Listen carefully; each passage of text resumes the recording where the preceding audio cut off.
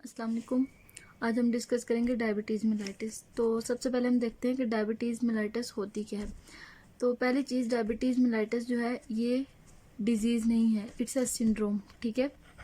अब डिजीज़ और सिंड्रोम में क्या डिफरेंस है। डिजीज़ क्या होती है कि जब बॉडी का नॉर्मल फंक्शन जो है, यानी कि जब बॉडी का नॉर्मल जो रेगुलेटरी फंक्शन है वो जब डिस्टर्ब हो जाता है तो उसको हम कहते हैं डिजीज़। ठीक है। उससे जो पैथोलॉजी आती है दैट इज़ डिजीज़। और सिंड्रोम क्या होती है कि जब मल्टीपल सिम्टम्स जो हैं किसी भी डिजीज़ के आए, ठीक है, तो उसको हम कहते हैं सिंड्रोम।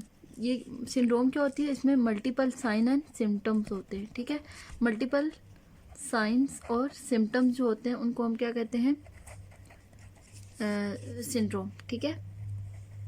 तो डायबिटीज़ जो है ये एक क्या है, सिंड्रोम है।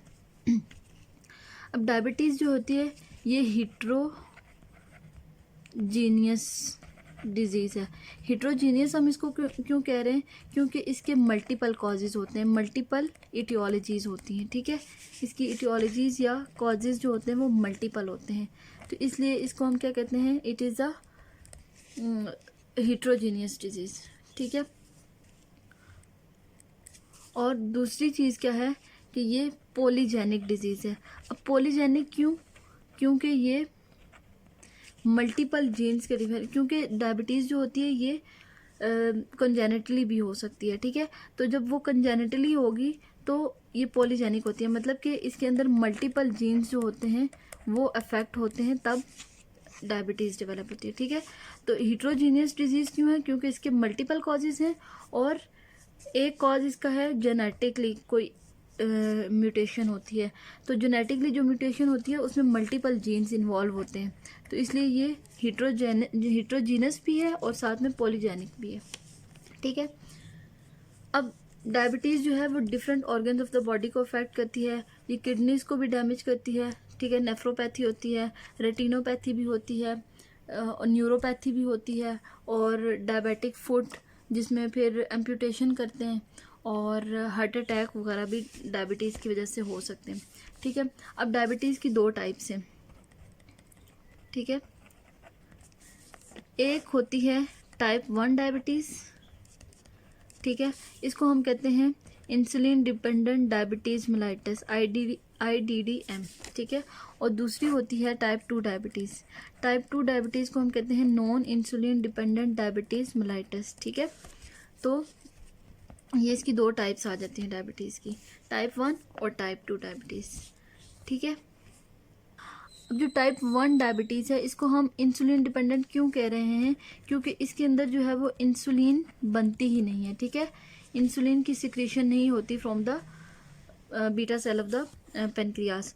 और जो non insulin dependent diabetes mellitus होती है इसमें इंसुलिन तो बन रही होती है फ्रॉम द पेनक्रियास, लेकिन जो इंसुलिन के रिसेप्टर्स होते हैं वो सही काम नहीं कर रहे होते। ठीक है।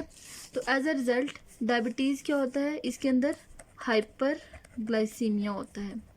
हाइपर ग्लाइसीमिया का क्या मतलब है कि ब्लड ग्लूकोज लेवल जो है वो नॉर्मल से ज़्यादा होता है। तो इसकी दो टाइप्स हैं, टाइप 1 और टाइप 2। टाइप 1 क्या है, इंसुलिन डिपेंडेंट डायबिटीज मेलाइटिस, जिसमें इंसुलिन जो है वो beta cell of the pancreas produce नहीं कर रहे होते। और दूसरी होती है टाइप 2, जिसको non insulin dependent diabetes mellitus कहते हैं, जिसके अंदर इंसुलिन के रिसेप्टर्स जो होते हैं वो सही काम नहीं कर रहे होते। ठीक है। सबसे पहले हम डिस्कस करते हैं टाइप 1 डायबिटीज़। ठीक है। टाइप 1 डायबिटीज़ मेलाइटिस में क्या होता है कि इंसुलिन जो है वो नहीं बन रही होती from the beta cell of the pancreas. अब जब इंसुलिन नहीं बन रही होती तो उसके कॉजेज दो हो सकते हैं। एक तो जेनेटिक कोई कॉज हो सकता है, ठीक है, जिसकी वजह से इंसुलिन नहीं बन रही। दूसरा जो है वो वायरल इन्फेक्शन हो सकता है। ठीक है। अब जेनेटिक कॉज में क्या होता है कि बॉडी के अंदर जो है वो ऑटो इम्यून रिस्पॉन्स जनरेट होता है। अब ऑटो इम्यून रिस्पॉन्स क्या होता है कि बॉडी का अपना इम्यून सिस्टम बॉडी के हेल्दी टिश्यूज़ को डिस्ट्रॉय करना शुरू करता है। ठीक है। तो उसको कहते हैं हम ऑटो इम्यून रिस्पॉन्स। तो ऑटो इम्यून रिस्पॉन्स जनरेट हो जाता है जिसकी वजह से बीटा सेल्स की डिस्ट्रक्शन हो जाती है। और दूसरी चीज़ होती है वायरल इन्फेक्शन। ठीक है। अब जो एंटीबॉडीज़ यहाँ पे इम्यूनिटी में जो है वो टी लिम्फोसाइट्स जो होते हैं वो beta cell of the pancreas को डिस्ट्रॉय करते हैं, ठीक है। टी लिम्फोसाइट जो है वो बीटा सेल्स ऑफ पेनक्रियास को डिस्ट्रॉय करेंगे। जब beta cell of the pancreas जो है वो डिस्ट्रॉय हो जाएंगे तो ऑटोमेटिकली क्या होगा कि इंसुलिन की प्रोडक्शन जो है वो कम हो जाएगी। तो जब beta cell of pancreas destroy होते हैं बाय टी लिम्फोसाइट तो इसको हम कहते हैं इंसुलाइटिस, ठीक है। ये जो फेनोमेना होता है इसको कहते हैं इंसुलाइटिस। अब शुरू में जब बीटा सेल जो हैं वो डिस्ट्रॉय होना शुरू होते हैं तो सिम्टम्स अपीयर नहीं होती। जब 80 to 90% बीटा सेल डिस्ट्रॉय हो जाते हैं तो फिर इस डायबिटीज़ की जो है वो सिम्टम्स जो है वो अपीयर होना शुरू हो जाती हैं, ठीक है। अब इसकी सिम्टम्स कौन कौन सी है वो हम देखते हैं। जो पहला सिम्टम है वो है पोलीयूरिया। अब पोलीयूरिया क्यों, पोलीयूरिया का मतलब क्या है, एक्सेसिव यूरिनेशन, ठीक है। यानी पेशेंट जो है उसके अंदर फ्रीक्वेंट यूरिनेशन होगी, यूरिनेशन जो है वो ज़्यादा होगी। अब यूरिनेशन ज़्यादा क्यों हो रही है, देखिए जब इंसुलिन कम हो गई तो ब्लड का जो ग्लूकोज लेवल है वो ज़्यादा हो जाएगा, ठीक है। ब्लड के अंदर ग्लूकोज ज़्यादा हो जाता है तो फिर उसके बाद क्या होता है कि जब अब एक चीज़ होती है रीनल थ्रेशोल्ड, ठीक है। अब रीनल थ्रेशोल्ड क्या होता है कि ब्लड के अंदर जितने भी ब्लड के कंपोनेंट्स हैं उनका एक स्पेसिफिक वैल्यू ब्लड के अंदर जो है वो बॉडी के लिए बेनिफिशियल है। अगर वो वैल्यू जो है यानी वो नॉर्मल जो अमाउंट है उससे ज़्यादा उस सब्सटेंस की कंसंट्रेशन हो जाएगी तो फिर वो जो सब्सटेंस है वो किडनी से एक्सक्रीट आउट होना शुरू हो जाता है, ठीक है। तो जो ग्लूकोज का थ्रेशोल्ड है ब्लड के अंदर दैट इज़ 180 मिलीग्राम पर डेसीलीटर, ठीक है। मतलब कि अगर ब्लड के अंदर ग्लूकोज 180 मिलीग्राम या उससे कम है तो बॉडी जो है वो ब्लड के अंदर ही रहेगा, ठीक है। लेकिन जब ब्लड ग्लूकोज लेवल जो है वो 180 मिलीग्राम पर डेसीलीटर से ज़्यादा हो जाएगा तो फिर ये ग्लूकोज जो होता है ये किडनी का जो ग्लोमेरुलस होता है वहाँ से फिल्टर आउट होना शुरू हो जाता है और फिर यूरिन के अंदर अपीयर होना शुरू हो जाता है और उस कंडीशन को हम कहते हैं ग्लूकोज यूरिया। जब यूरिन के अंदर ग्लूकोज प्रेजेंट हो तो उसको हम कहते हैं ग्लूकोज यूरिया, ठीक है। तो अब क्या हो रहा है कि ब्लड ग्लूकोज लेवल हाई है तो यूरिन के थ्रू एक्सेस ग्लूकोज को रिमूव करवाना है बॉडी ने। तो जब एक्सेस ग्लूकोज रिमूव होगा तो यूरिनेशन ज़्यादा होगी, ठीक है। और एक और चीज़ क्या होती है कि जब ग्लूकोज जो है वो ज़्यादा यूरिन के अंदर जाएगा तो वाटर जो है वो फॉलो करेगा ग्लूकोज को, ठीक है। ग्लूकोज जब यूरिन में ज़्यादा जा रहा है तो वाटर भी जो है वो मूव करेगा, ठीक है। और वाटर भी तो फिर क्या होगा कि एक्सेस ग्लूकोज भी जो है वो यूरिन में एक्सक्रीट आउट होगा और साथ में वाटर की भी एक्सक्रीशन होगी। जब वाटर की एक्सक्रीशन जो है वो ज़्यादा होगी तो इससे जो है वो थर्स्ट सेंटर जो है वो स्टिमुलेट होता है, ठीक है। तो पेशेंट के अंदर दूसरा जो सिम्टम अपीयर होता है दैट इज़ पॉलीडिप्सिया। अब पॉलीडिप्सिया क्या होता है, एक्सेसिव या फ्रीक्वेंट थर्स्ट। और दूसरी रीज़न एक्सेसिव थर्स्ट की क्या है कि जब ब्लड ग्लूकोज लेवल ज़्यादा हो गया है तो वहाँ पे क्या होगा कि हाइपर ऑस्मोलैरिटी क्रिएट हो जाती है, ठीक है।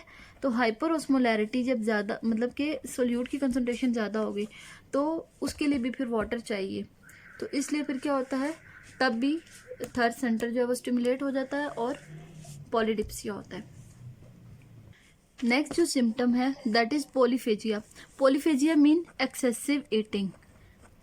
अब एक्सेसिव ईटिंग क्यों हो रही है, क्योंकि हमें पता है देखें बॉडी के जो सेल्स होते हैं वो एनर्जी कहाँ से लेते हैं, ग्लूकोज से, ठीक है। तो अब ग्लूकोज जो है वो ब्लड के अंदर ही है, वो सेल के अंदर नहीं जा रहा, वो यूटिलाइज नहीं हो रहा फॉर द एनर्जी, ठीक है। तो सेल्स को तो एनर्जी चाहिए तो उसकी वजह से पेशेंट को जो है वो बार बार भूख लगती है तो ईटिंग जो है वो एक्सेस में होती है, ठीक है। तो पॉलीफेजिया। इसके अलावा फटीग होती है। फटीग क्यों होगी, क्योंकि एनर्जी जो है वो कम है। और वेट लॉस। अब वेट लॉस क्यों हो रहा है, जब ग्लूकोज का लेवल ब्लड के अंदर हाई होता है और ग्लूकोज जो है वो सेल यूटिलाइज नहीं कर रहे होते। अब सेल को तो ऑल द टाइम एनर्जी चाहिए, तो बॉडी की सेल्स क्या करते हैं, जब उनको ग्लूकोज नहीं मिलता तो वो फैट्स को यूज़ करते हैं फॉर एनर्जी, ठीक है। यानी कि बॉडी के अंदर जो है वो लिपोलिसिस होना स्टार्ट हो जाती है। फैट जो होते हैं वो बर्न होते हैं टू प्रोवाइड द एनर्जी। जब लिपोलिसिस होगी तो वेट लॉस भी होगा, ठीक है। अब हम देखते हैं मेटाबॉलिक इफ़ेक्ट्स क्या क्या आते हैं डायबिटीज़ में। अब डायबिटीज़ जो है ना वो 3 टिश्यूज़ जो हैं बॉडी के उनको अफेक्ट करती है। पहले आ जाते हैं लिवर, ठीक है। दूसरा ये अफेक्ट करती है स्केलेटल मसल्स को, और उसके अलावा एडिपोज टिश्यूज़ को, ठीक है। तो 3 जो टिश्यूज़ हैं बॉडी के वो अफेक्ट होते हैं because of diabetes, liver, skeletal muscle और एडिपोज टिश्यू। अब यही तीनों क्यों अफेक्ट हो रहे होते हैं बिकॉज ऑफ डायबिटीज़? इसकी रीज़न ये है कि ये जो सेल्स होते हैं बॉडी के, इनके अंदर जो लिवर सेल्स या स्केलेटल मसल सेल्स या एडिपोज सेल्स जो होते हैं, उनके अंदर जो इंसुलिन जो है वो रिस्पॉन्सिबल होती है फॉर द ग्लूकोज अपटेक। अब यही तीनों टिश्यूज़ क्यों अफेक्ट हो रहे हैं? क्योंकि इन टिश्यूज़ के पास होते हैं ग्लूट ट्रांसपोर्टर्स, ठीक है, GLUT4 ट्रांसपोर्टर्स। अब ये GLUT4 ट्रांसपोर्टर्स जो होते हैं, इनका काम क्या होता है कि ये ECF से ग्लूकोज को लेते हैं और सेल के अंदर लेके आते हैं, ठीक है। लेकिन ये जो GLUT4 ट्रांसपोर्टर्स होते हैं ये इंसुलिन डिपेंडेंट होते हैं। मतलब ये है कि GLUT4 ट्रांसपोर्टर्स जो हैं तब तक काम नहीं करेंगे जब तक इंसुलिन नहीं होगी, ठीक है। मतलब अगर इंसुलिन होगी तब ये ECF से ग्लूकोज को इनसाइड द सेल लेके जाएंगे। तो जब इंसुलिन नहीं होगी तो ये GLUT4 ट्रांसपोर्टर जो हैं ये ग्लूकोज को इनसाइड द सेल नहीं लेके जाएंगे। तो इसलिए ये 3 टिश्यूज जो होते हैं वो अफेक्ट होते हैं ड्यूरिंग द डायबिटीज़, ठीक है। अब 3 इफेक्ट्स होते हैं डायबिटीज़ के। एक होता है हाइपरग्लाइसीमिया। हाइपरग्लाइसीमिया क्या होता है? जिसपे ब्लड ग्लूकोज लेवल नॉर्मल से ज़्यादा हो जाएगा, ठीक है, ब्लड ग्लूकोज लेवल जो है वो ज़्यादा हो। दूसरा आता है कीटोनीमिया। कीटोनीमिया में कि जब बॉडी के जो ब्लड के अंदर कीटोन्स बॉडीज़ होती हैं, ठीक है, वो कीटोन्स का लेवल, कीटोन बॉडीज़ जो होती हैं वो ज़्यादा हो जाए, तो उसको हम कहते हैं कीटोनीमिया। उसके बाद जो थर्ड इफेक्ट होता है दैट इज़ हाइपर ट्राइएसाइल ग्लिसरोलीमिया। इसमें क्या होता है कि ब्लड के अंदर जो ट्राइएसाइल ग्लिसरोल्स होते हैं या टैग्स होते हैं उनका लेवल जो है वो ज़्यादा हो जाता है। सो पहला जो इफेक्ट है जिसके अंदर हाइपरग्लाइसीमिया हो रहा है। हाइपरग्लाइसीमिया क्यों हो रहा है? अब देखें कि इंसुलिन नहीं है तो सेलुलर अपटेक जो है ग्लूकोज का वो नहीं होगा, यानी कि सेल जो है वो ग्लूकोज को यूज़ नहीं करेंगे फॉर द एनर्जी, ठीक है। तो सेलुलर अपटेक नहीं होगा तो ग्लूकोज जो है वो ब्लड के अंदर ही रहेगा, उसकी वजह से जो है वो ब्लड ग्लूकोज लेवल ज़्यादा हो रहा है। दूसरा एक और प्रोसेस होता है दैट इज़ ग्लूकोनियोजेनेसिस। अब ग्लूकोनियोजेनेसिस क्या है?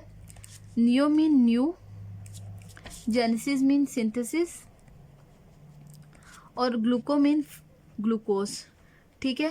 ग्लूकोनियोजेनेसिस, न्यू ग्लूकोज की सिंथेसिस होती है from sources other than carbohydrate, ठीक है, सोर्सेज अदर देन कार्बोहाइड्रेट्स।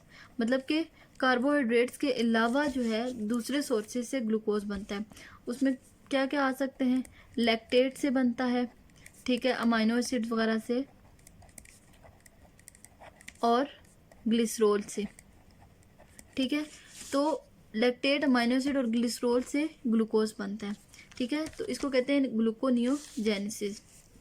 अब ग्लूकोनियोजेनेसिस क्यों हो रही है?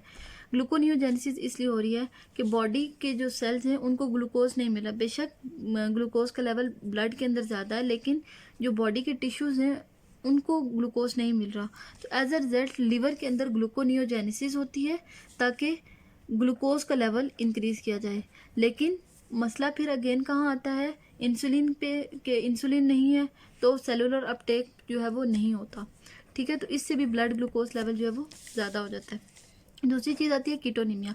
अब बॉडी के सेल्स को एनर्जी तो चाहिए, तो ग्लूकोज तो अब सेल के अंदर जा नहीं रहा, वो आगे ग्लाइकोलिसिस और क्रेब्स साइकिल में नहीं जा रहा, एनर्जी ग्लूकोज से नहीं आ रही। लेकिन जब ग्लूकोज जो है वो नहीं होगा तो बॉडी क्या करती है? बॉडी जो है वो फैट्स को यूज़ करती है फॉर एनर्जी, ठीक है। तो लिपोलिसिस होती है, ठीक है। अब हमें पता है कि जो फैट की स्टोरेज फॉर्म है दैट इज टैग्स। फैट जो होते हैं वो स्टोर होते हैं in the form of triacyl glycerides की फॉर्म में, ठीक है।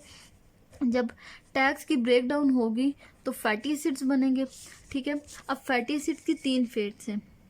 फैटी एसिड TCA में जा सकते हैं, ठीक है, हमें पता है जब वो TCA साइकिल में जाएंगे, ट्राई कार्बोक्सिलिक एसिड साइकिल में जाएंगे, तो वहाँ पे क्या करवाएंगे, वहाँ पे ये ATP प्रोड्यूस करवाएंगे, ठीक है, और उससे एनर्जी मिलेगी।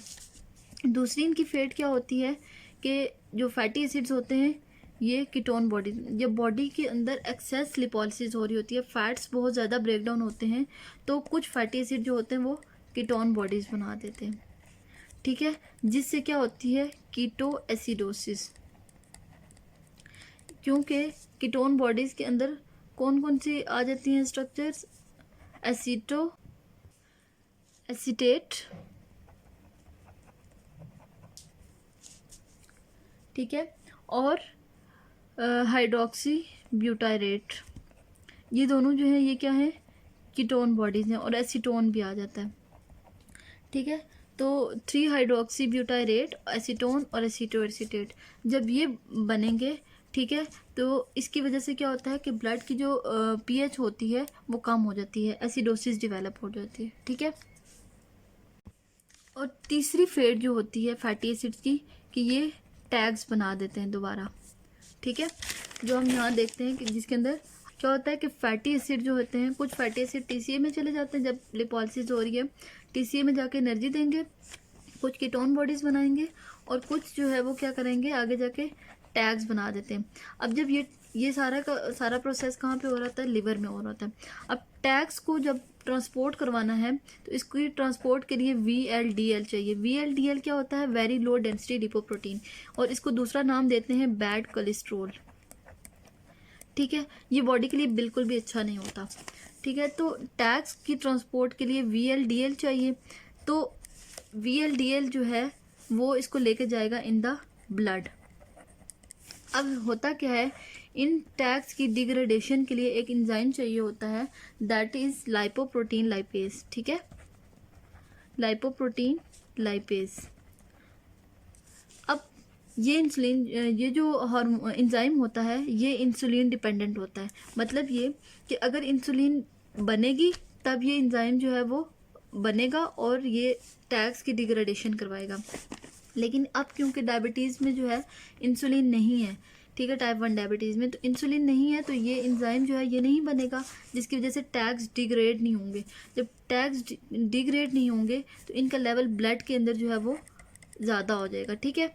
अब टैग्स का लेवल ज़्यादा है लेकिन साथ में VLDL का भी लेवल ज़्यादा है, ठीक है। अब VLDL जो हैं ये आगे जाके क्या करवाते हैं, एथेरोस्क्लेरोसिस,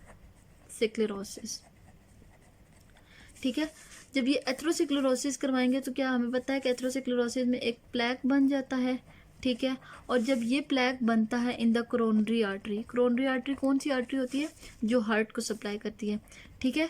तो जब ये प्लैक कोरोनरी आर्टरी में बनेगा तो ब्लड सप्लाई जो है टू द कार्डियक मसल्स वो कॉम्प्रोमाइज़ हो जाएगी। तो जब हार्ट मसल की ब्लड सप्लाई कॉम्प्रोमाइज़ होगी तो it will lead to the heart attack, ठीक है। तो डायबिटीज़ से फिर हार्ट अटैक भी हो सकता है। उसके अलावा जो और इफ़ेक्ट्स हैं, डायबिटीज़ से ब्लाइंडनेस भी हो सकती है। ब्लाइंडनेस क्यों हो सकती है, क्योंकि डायबिटीज़ से जो है वो रेटिनोपैथी होती है। रेटिनोपैथी में क्या होता है कि जब ब्लड ग्लूकोज लेवल जो है वो ज़्यादा होता है तो जो रेटिना होता है वहाँ पे जो ब्लड वेजल्स होती हैं उनकी डिस्ट्रक्शन हो जाती है, ठीक है। तो उनकी डिस्ट्रक्शन से फिर अल्टीमेटली जो है वो ब्लाइंडनेस हो जाती है, ठीक है। अब हम देखते हैं कि कौन कौन से डायग्नोस्टिक टेस्ट होते हैं जिनके ज़रिए हम देखते हैं कि डायबिटीज़ है या नहीं। तो पहला जो हम करते हैं वो हम करते हैं फास्टिंग ब्लड ग्लूकोज, यानी कि फास्टिंग क्या होती है, जब 8 आवर्स या मोर देन 8 आवर्स से कुछ खाया पिया ना हो, दैट इज़ फास्टिंग स्टेट, ठीक है। तो हम फास्टिंग ब्लड शुगर करते हैं और नॉर्मल जो फास्टिंग ब्लड शुगर लेवल है वो कितना होना चाहिए, 70 to 99 मिलीग्राम पर डेसीलीटर होना चाहिए, ठीक है। तो जब फास्टिंग ब्लड ग्लूकोज लेवल जो है वो 126 मिलीग्राम पर डेसीलीटर या इससे ज़्यादा हो जाए तो हम कहते हैं कि पेशेंट जो है वो डायबिटिक है। और अगर 100 to 125 के दरमियान में हो तो उसको हम कहते हैं प्री डायबिटिक, यानी कि उसके अंदर डायबिटीज़ जो है वो डेवलप हो सकती है, ठीक है। तो एक टेस्ट हम करते हैं फास्टिंग ब्लड ग्लूकोज लेवल, दूसरा हम टेस्ट करते हैं रैंडम ब्लड ग्लूकोज लेवल। ठीक है। रैंडम ब्लड ग्लूकोज लेवल अगर 200 मिलीग्राम पर डेसीलीटर से ज़्यादा हो या 200 मिलीग्राम पर डेसीलीटर हो तो उसको हम क्या कहते हैं, डायबिटिक लेवल करते हैं। ठीक है। उसके बाद एक टेस्ट आ जाता है जिसको हम कहते हैं OGTT। OGTT mean oral glucose tolerance test. ठीक है। इसमें हम क्या करते हैं, पेशेंट को 75 ग्राम एक सोल्यूशन देते हैं जिसके अंदर 75 ग्राम जो है वो ग्लूकोज होता है। फिर आफ्टर 2 आवर्स उसका जो ब्लड शुगर लेवल होता है वो हम चेक कर लेते हैं। और ये ज़्यादातर करते हैं इन गेस्टेशनल डायबिटीज़ या जो डायबिटीज़ डेवलप होती है ड्यूरिंग द प्रेगनेंसी। ठीक है। उसके बाद एक हम टेस्ट करते हैं जिसमें हम चेक करते हैं हीमोग्लोबिन को कि उसके साथ जो है वो कितना हीमोग्लोबिन जो है उसके साथ ग्लूकोज अटैच है, जिसको हम कहते हैं ग्लाइकोसाइलेटेड हीमोग्लोबिन। यानी जब ब्लड ग्लूकोज लेवल ज़्यादा होता है तो ग्लूकोज जो होता है वो हीमोग्लोबिन के साथ अटैच हो जाता है। तो हम जो ग्लाइकोसाइलेटेड हीमोग्लोबिन होता है हम उसके लेवल चेक करते हैं। नॉर्मली जो ग्लाइकोसाइलेटेड हीमोग्लोबिन होता है उसका लेवल जो होता है वो 5.7 से लेस देन होता है। ठीक है। तो जब ये ग्लाइकोसाइलेटेड हीमोग्लोबिन जो है 6.5 से ज़्यादा हो जाए तो हम उसको क्या कहते हैं, उसको डायबिटिक लेवल कहते हैं। और इसकी एक सिग्निफिकेंस क्या है जो हम ग्लाइकोसाइलेटेड हीमोग्लोबिन चेक करते हैं कि ये हमें प्रीवियस 3 मंथ्स की हिस्ट्री देता है। ठीक है। प्रीवियस 3 मंथ्स की हिस्ट्री क्यों दे रहा है, क्योंकि हमें पता है हीमोग्लोबिन कहाँ पे पाया जाता है, रेड ब्लड सेल्स में, और रेड ब्लड सेल का लाइफ स्पैन कितना है 120 डेज। इसलिए जो ग्लाइकोसाइलेटेड हीमोग्लोबिन हम चेक करते हैं उससे हमें प्रीवियस 3 मंथ्स की हिस्ट्री पता चल जाती है। मतलब प्रीवियस 3 मंथ्स हिस्ट्री से मुराद ये है कि जो मेडिकेशंस लिए हैं वो उनका कुछ असर हुआ है या नहीं हुआ। ठीक है।